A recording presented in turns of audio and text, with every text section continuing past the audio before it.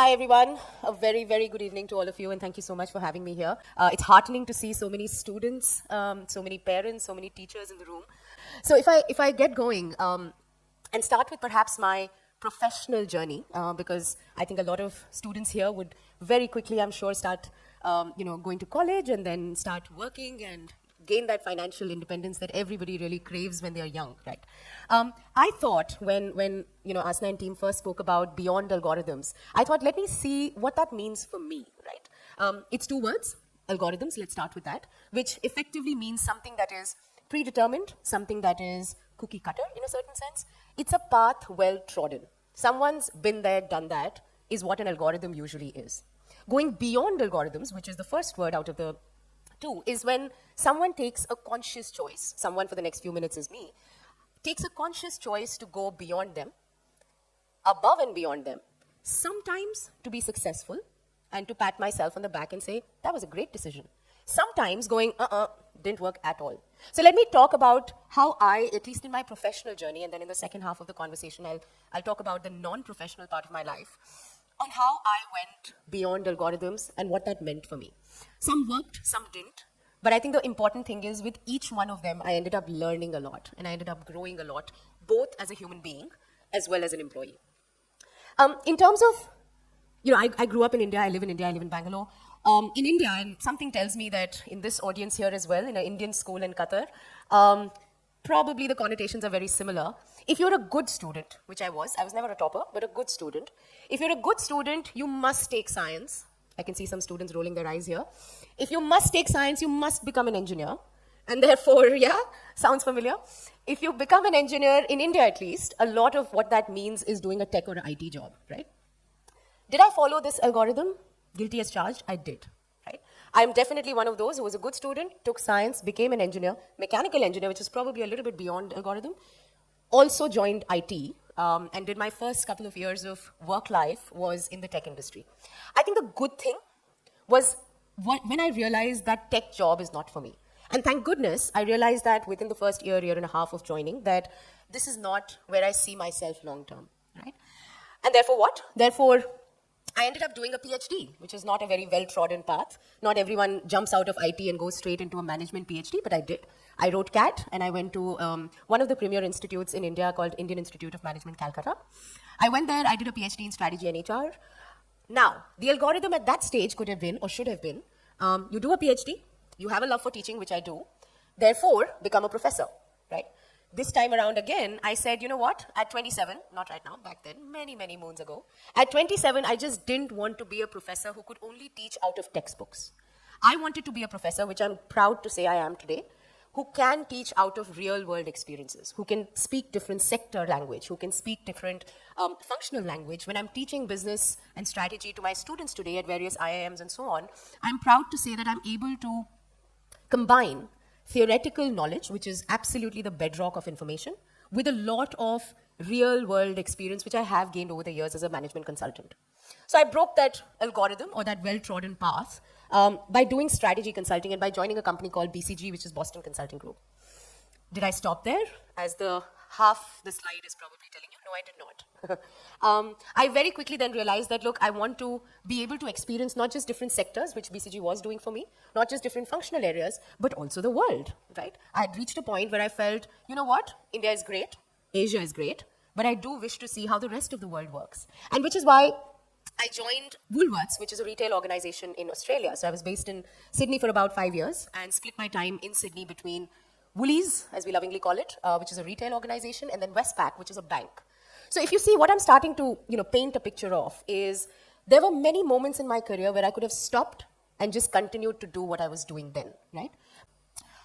I did from these two corporate organizations, so from one retail, one banking, like I said, at some point I started missing consulting a lot because as any of you who has experienced management consulting would know, it's a very fast-paced, it's a very hectic life, but a very rewarding life at the same time. And I don't mean just the money. I also mean rewarding from solving real business challenges, and every 2-3 months, everything changes. So there's a lot of diversity that consulting offers, and I started to miss that.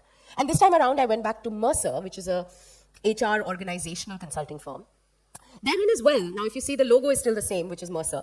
You see multiple flags there, which is what I did next. I started in Mercer's Sydney office, very quickly moved to Riyadh in the kingdom, and then soon after lived in London for about a year and a half.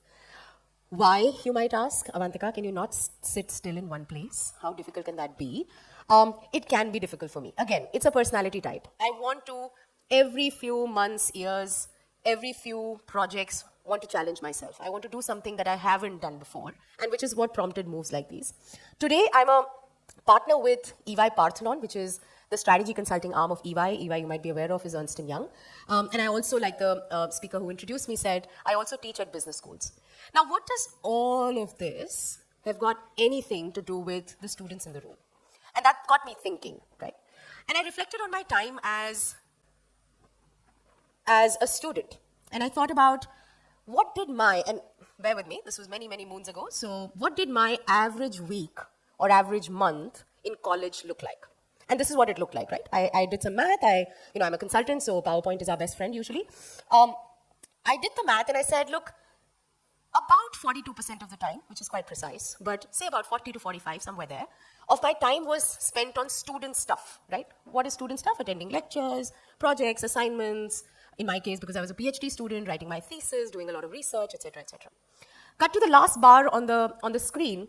About that 34% or so was me time, and here me time includes sleeping, eating, a dinner that extends to 2 hours because you're solving world peace and hunger, which is what young people do, right? We just, over a meal, we love to solve, the biggest problems that the world is facing. So that was me time. And then there were a lot of things in between. Now, if you see, there is sports and fitness. And when I show you the right-hand side of the page, you'll see it'll change, and I'll tell you why.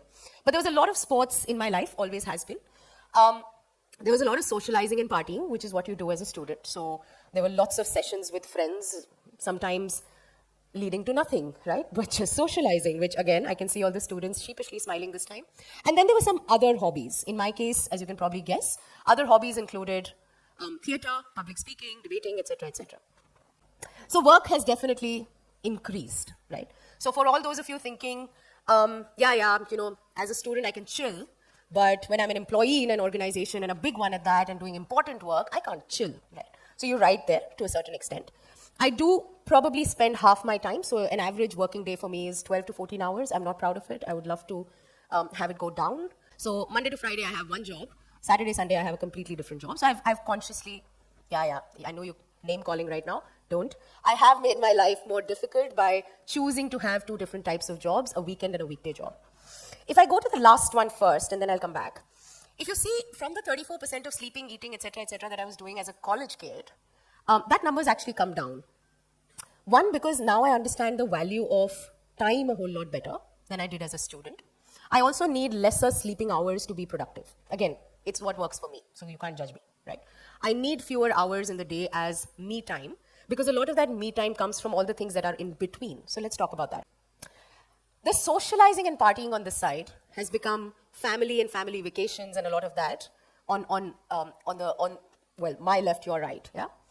Other hobbies? If I were to do this session 10 years from now, the third chart would probably look even more different, right? Or perhaps not. The point here is, what you do with your time is a choice you are making, right? A lot of people, and I hear this from young people in my team all the time, that, there is no time. Avantika, I just have no time to, talk to my girlfriend, go for a run. I used to be an avid theater person. I can't do that anymore. Avantika, this consulting job gives me no time. What I tell to people like that is, you have 24 hours, I have 24 hours. I'm a partner, you're a consultant. Who do you think is busier? The person's going to say, of course you're a partner, right? And for those who are uninitiated, partner means I own a teeny tiny piece of the firm and I have voting rights, which means it's a senior enough position, right? So clearly somebody who's more senior is by definition busier, has greater amounts of stress, etc., etc. And then I show this chart to them and I say, how are you not able to spend time with your girlfriend or your family? How are you not able to go for a run? Because I'm able to. I'm able to do that. And you, by your admission, said, I am busier. So if I'm busier, I should not be able to spend time on anything of this nature, but I am. Mummy, daddy said so, neighbors do this, cousins followed that mantra. It's still your 24 hours of the day. Who gets to decide how you spend your 24 hours should be you. So never, ever, ever, and again, you'll study this depending on what degrees you do in college, you'll study this concept of locus of control. Never blame your surroundings for what you have a choice for. I don't say my job is so hard and therefore I don't find time for fitness. I don't say that. Coming back to what I was saying earlier, sports and fitness, fitness and sports. Let me tell you, what changed. So look, I mean, life will happen all around you. And in fact, as you grow older, all the people who have reached a certain maturity, are in their 40s and 50s in the room, know that life will happen. Life will not follow any algorithm. Right? Life will hit you in ways that you have no idea how to deal with. It's what you do once life happens, that's what matters. Right? It's how you take charge and you take control over your own life. That's what matters. So on the sports side, this is me, fitter, younger looking. I've played basketball at the state level. I've won many MVP awards for basketball. I know, for everybody who's thinking, she's rather short to be a basketball player. Yeah, I know. I was just fast. I was nimble. I was agile. Very quickly, I realized for basketball, you need 9 more people, right? Which means in your work life, finding 10 people who have the time to play a proper game of basketball at the same time is very difficult. So I switched. I switched to badminton. It's a relatively easier to stay passionate about sport. Why? Because unlike a school, right, a badminton court is usually there in most societies or the kind of places that most people live in. And you need at best just one more person, right? So I switched my predominant sport, which in school and early parts of college was basketball. I switched the sport to badminton, continue to play it even today because it's, like I said, a lot easier. But here's where the switch has happened as I've grown older. From sports, I'm now all about fitness. In the last 3 months, I have done 968 kilometers. So this is a Strava app. I don't know how many of you know it. Strava is like the gram for athletes, if you will. 968 kilometers in 3 months between running, cycling, and jogging, right? What that means is, net, I do 10 kilometers a day. What does that mean? Because I started to find sports very difficult to pursue beyond a point because you need other people to play with. I switched that journey, whether it's the running, cycling, jogging, or if you see, this is now just my Apple phone tells me this, that in the year 2024, each of those bars that you see are months of the year.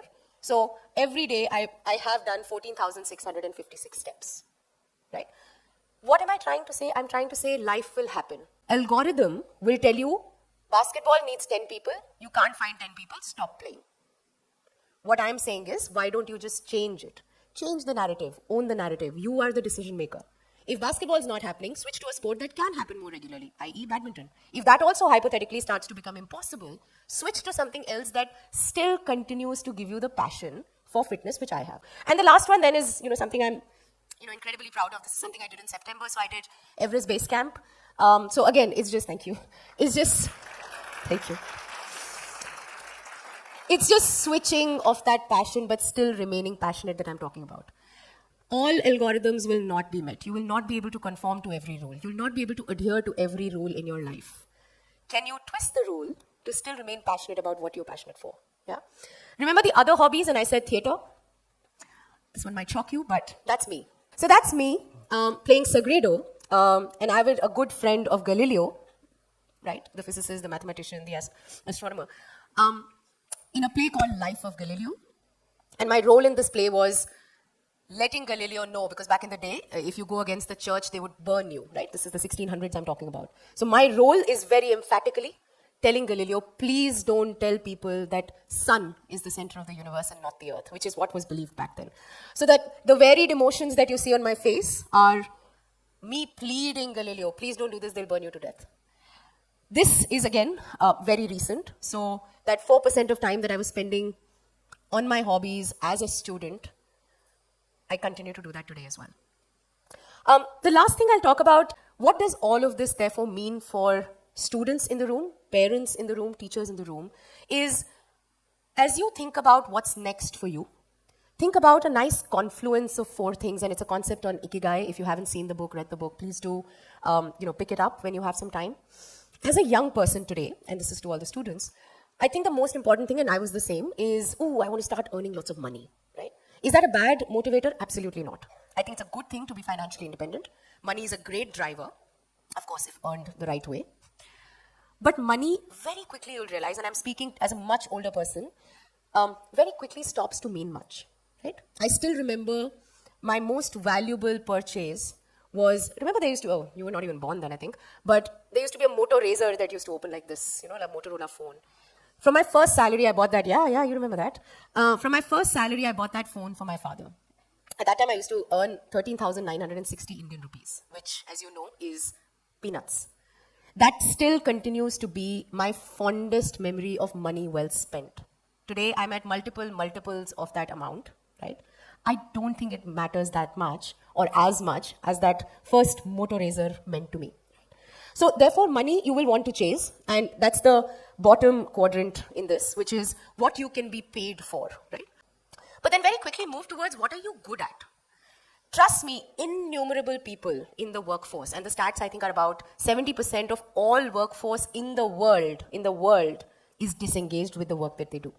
Are they getting paid? Yes. Are they engaged at the work they're doing? The answer, unfortunately, for 70% people is no. So get paid. So do something, whether it's an Instagram influencer or a web designer or an astronaut, do something that you will get paid for. Premise number one.